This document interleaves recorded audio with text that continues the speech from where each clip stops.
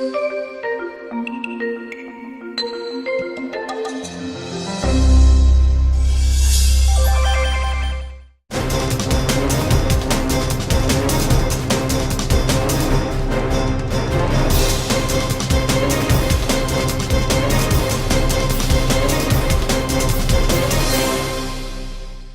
viewers, welcome to The Profile.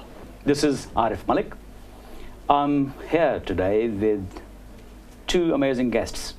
Mara Ahmed, a filmmaker from the United States of America, and Tariq Suleiman from the University of London, a professor and an analyst. I welcome you both to the show. This particular show of The Profile is built upon Mara Ahmed's fascinating documentary, A Thin Wall. Now, walls are amazing constructs. We build walls to feel secure. We build walls to sustain ourselves, sometimes to keep ourselves away from the foreign influencer as well. Mara Ahmed's documentary is based upon the partition of the Indian subcontinent. As we all understand that the partition of Indian subcontinent in 1947 was one of the watersheds in history. In the 20th century, hundreds and thousands lost their lives. Two new countries, and then later a third country after 25 years, came into being, and this particular area is also a flashpoint in terms of global conflict. Mara Ahmed's documentary explores the history and the perspective from individual stories. You will be actually watching snippets as we process through this interview. Now, Mara Ahmed, what a fascinating idea, a thin wall. Thank you. How did you build up this thin wall as what we see it as a documentary? Do you want me to talk a little bit about yes, how please, the background. the documentary Yes. came to be? Exactly. So about 7 years ago, I was working on my first film. It's called The Muslims I Know. And I was screening it for the film faculty at RIT in order to get some feedback on my rough cut. And I was approached by a young woman called Surbi Diwan. She was also a student at RIT and was also learning filmmaking. And as soon as she approached me, she said, "My name is Surbi. I'm from India, but my family is from Pakistan." And I said to her, "Well, I'm from Pakistan, but my mother's family is from India." So we immediately started talking about the partition. And we just felt like we were fated to make a film together. And so we started collaborating in order to make this documentary. So, as I may introduce, Mara Ahmed is a filmmaker, and she has got all the professional qualifications to pull it off. At the same time, she's a poet. Now, a poet and filmmaker getting into something of historical significance, at the same time exploring the layers of a conflict, where your personal being is also involved. As you mentioned that your parents or your grandparents, they migrated from India to Pakistan.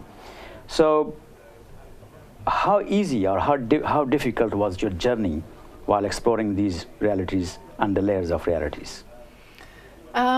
You know, I'm also an artist, and a lot of the work that I do in art is actually collage work. So I am very interested in using materials that are very diverse, that have different colors, different textures, sometimes different contexts, and to juxtapose them and create something new and thought-provoking and exciting. And so I think my film, at least the visual quality of the film, kind of reflects that as well. It sure does. Yeah. And then as far as the message that we wanted the film to embody, we definitely wanted the film to be a part of the process of reconciliation between the two countries, between India and Pakistan. And so in order to do that, we wanted to focus on personal stories because as soon as we started interviewing people on both sides of the border, I was interviewing people in Lahore, and then Surbi was interviewing her family in Delhi. as soon as we started seeing some of that footage, it became very obvious to me that the stories were exactly the same. And so we wanted to really focus on that commonality, our humanity, rather than focus on politics. And so that's kind of the feel of the whole film. Well, Tariq, even if we try to avoid politics, whenever we start talking about the partition of India and Pakistan, it becomes politics. It becomes, it does touch some nerves.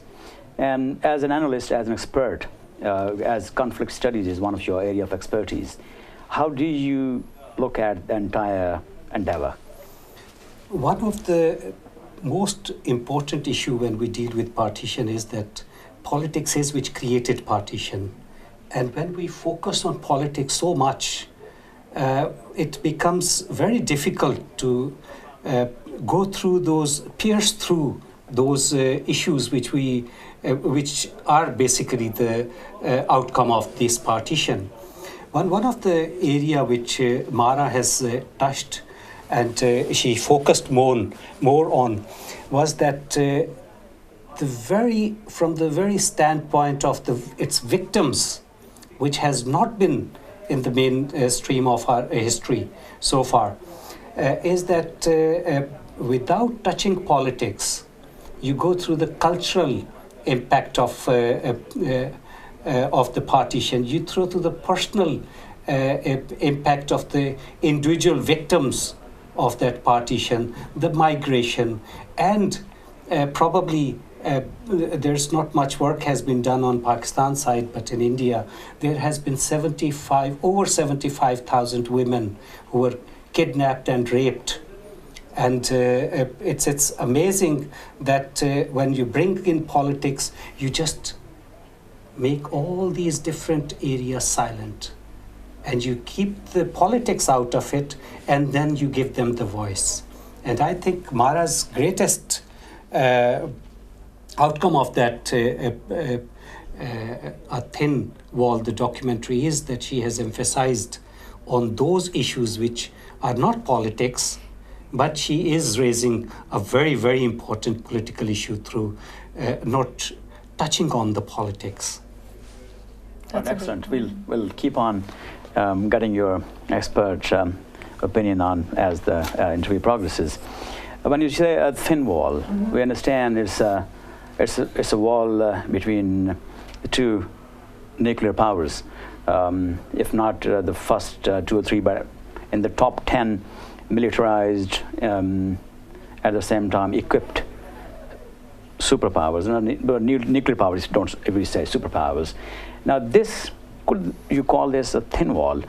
Like, what's your personal take on it? Do you support the partition the way it happened, or do you have some second thoughts about it? So first, let me talk about the title, Why a Thin Wall? The words a thin wall are actually taken from the writing of John Siddiq, who is a British poet. And he wrote this beautiful stream of consciousness, poetic, almost abstract, recounting of the partition from the perspective of his father and his grandfather. And it's called 6 Snapshots of Partition. And it was published in Granta magazine. And as soon as I read it, I fell in love with the words. And I contacted him and asked him if his work could be used in the film, and he agreed.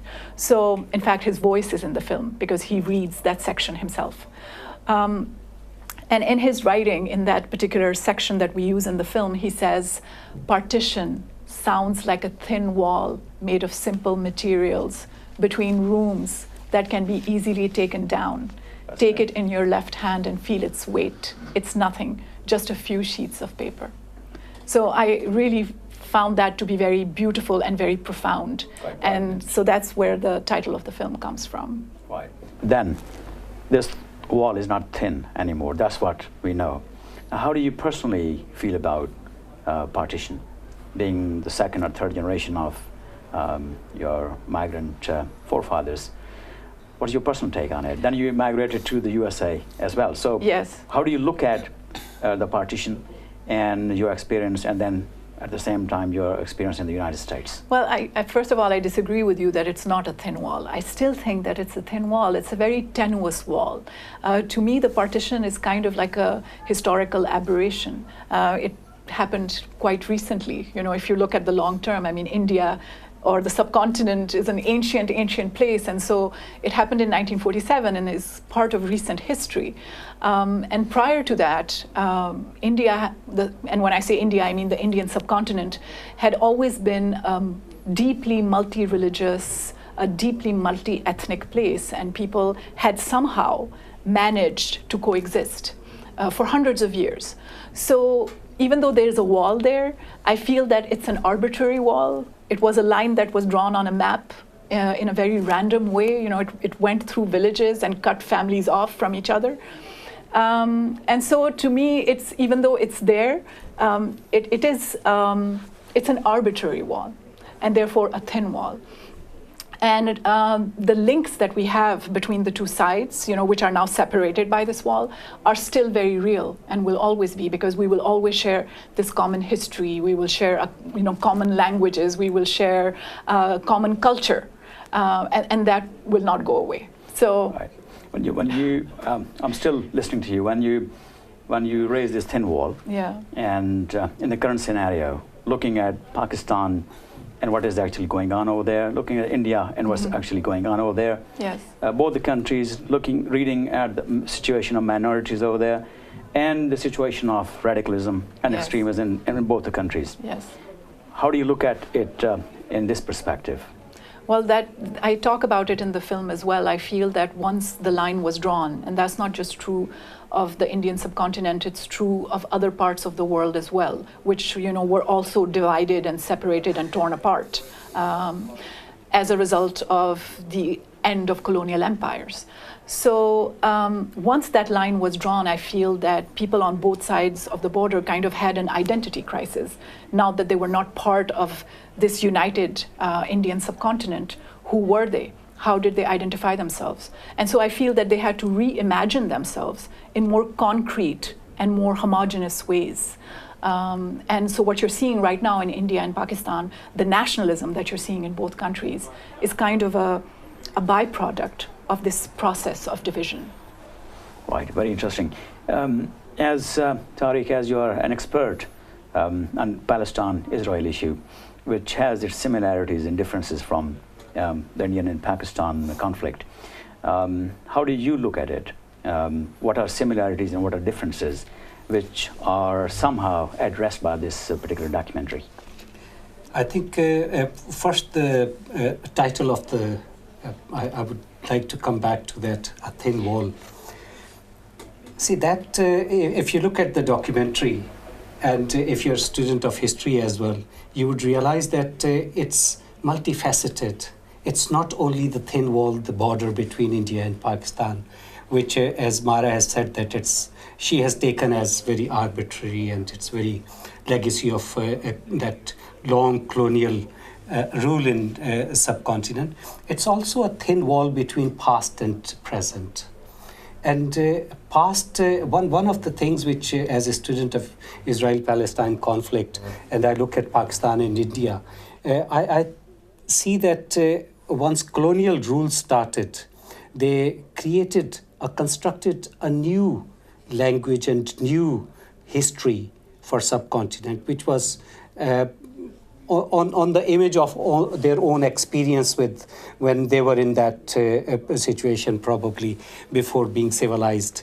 That's how they thought that they are there at that stage, and even their census explains these things. Even the way they would report any event. There's a beautiful way of expressing that colonials probably ruled through reporting. And in reports, it was always the religion and the caste of the person will come first. And these castes and these religions, the way they reified these classifications led to that stage where we are today. And prior to that, history was even written by the colonials. That's how it's been primordial.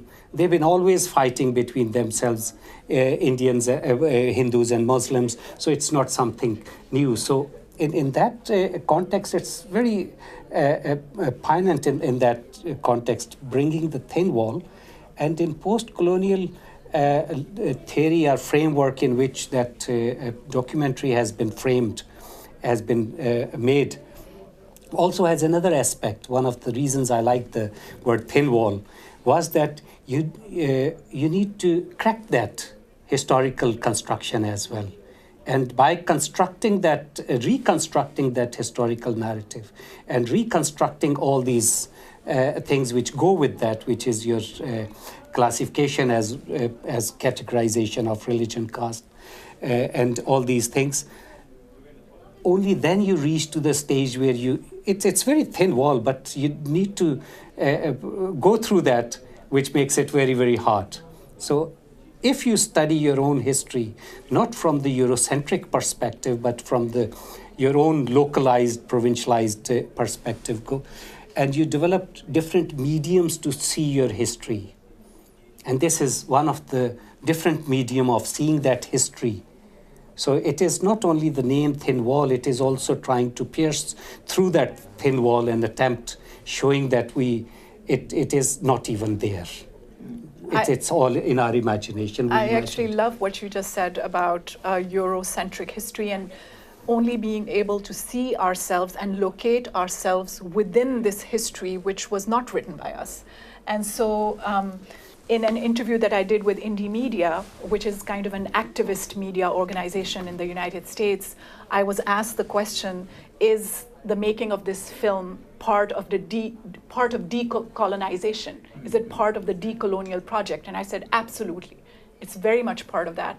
And like I said, even though we focus on human stories in the film, and it's kind of a personal film, not a sweeping historical account, we still provide some historical context, because of course this was a huge event, huge human event. And so you have to anchor it in some way. You have to give it some frame of reference. And most of that frame of reference is colonialism, because I really feel that this event is embedded in colonialism. When you were interviewing both sides, migrants from Pakistan side, migrants from Indian side, what do you feel about it now? As a psychological construct, how hard, how tall, how wide this gulf or this wall has become now since 1947? Well, that's an interesting question, because of course the people that we interviewed on both sides of the border are people who've actually lived through the partition. So it's a whole other generation of people. And these are people who actually have lived in experience of coexistence. They lived that experience. And so that's why it was a very urgent thing for us to make this film, is because we wanted to preserve the stories from this particular generation, this generation which is now getting very old and that at one point we will lose. But I feel that they are such an important link to this common past that we have, to this common legacy that we have, for the very idea of coexistence. I think that they are very, very important. Whenever Indians say we are same, we are so much similar, this wall shouldn't be there, usually it comes from their side. It also comes from certain Pakistanis as well. The moment these particular words are aired, most of the Pakistanis, they get a bit defensive. Mm-hmm. Now we truly understand Pakistan is a reality. World's 5th or 6th largest country, more than 200 million people, and a historic reality without any insecurities now, as we are the 3rd or 4th generation since 1947. Now, when we raise a question about the wall, why it makes people defensive, and how to draw strength out of it instead of becoming weaker in the process? I think some of that defensiveness that you're talking about has to do with, and people have asked me that about the film as well, what do you envisage, once this film is out there in the world? Like, what is your goal? What do you intend to do with this film? And so I want to make it very clear that we're not talking about any kind of reunification, because unfortunately I think that it's too late for that. the partition happened in 1947, but a lot of history has elapsed after 1947. There have been many wars between the two countries. And so that's not what we're proposing at all. And so there's no need for anyone to be defensive. We accept that Pakistan is a reality, and we accept that India, the way that it is defined right now, is a reality, and that Bangladesh, the way that it is defined now, is a reality. So we understand that. What we're hoping for is more porous borders, is more peace in the region. It's more human contact, which is something that we've seen in other parts of the world. I mean, Europe was at war with itself. It was involved in two very horrible world wars. But now if you look at Europe, it's very easy to travel across the border. It's very easy to even find a job across the border. And so that's the kind of collaboration, the kind of interaction, the kind of dialogue that we're proposing, that we're hoping for. Tariq, a similar question. Well, how are we moving forward with this historical reality in the background? Now, those generations who don't have any experience of migration, partition, they are living in their own reality, now third and fourth generation. So how do we move on from here? As Mara said, that partition, good or bad, is fait accompli now. Yeah. I mean, it's something which I think that documentary has made it very clear that there are different perspectives on that, and all perspectives are there to stay. The documentary does not question those perspectives. Partition in itself is not an issue of the documentary as such. It raises different issues of colonial project. It raises different issues of its impact, which, as you mentioned earlier on, that even Jinnah had that dream that once Pakistan is done, then we will be very good friends. Like Canada and the USA. Exactly. So in that context, I think going forward, but we do need to revisit those events, what happened.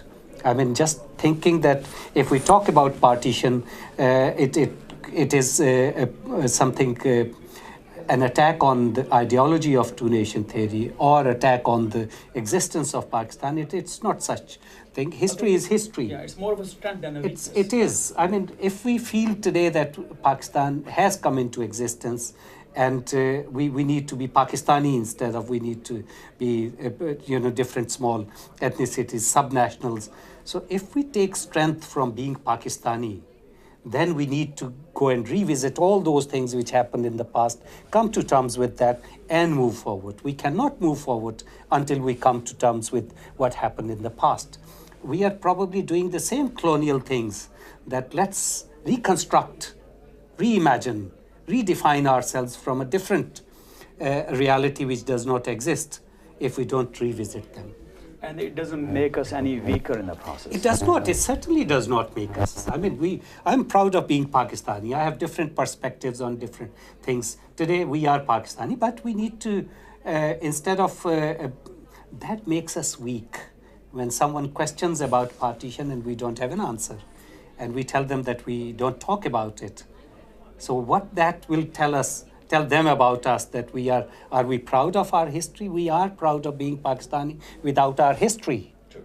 So instead of that, we are proud without whatever is history. History is history. So we need to, it's one of the things I think this documentary has done, depoliticizing some of the issues which were there. And that is one way of looking at things and deriving our strength from that instead of homogenizing things. Thank you very much, viewers.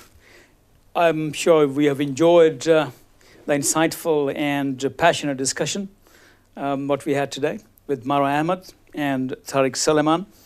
It is such an insightful documentary that the questions it is raising, it is making us think. And these processes, this journey would continue. We hope you're going to love Mara's documentary once it is released very soon, all the world over, and we hope that it creates a wonderful story. Thank you very much for being here with us today. And we hope you would keep visiting us, Pro Profile and the TVapex in the future. Stay tuned.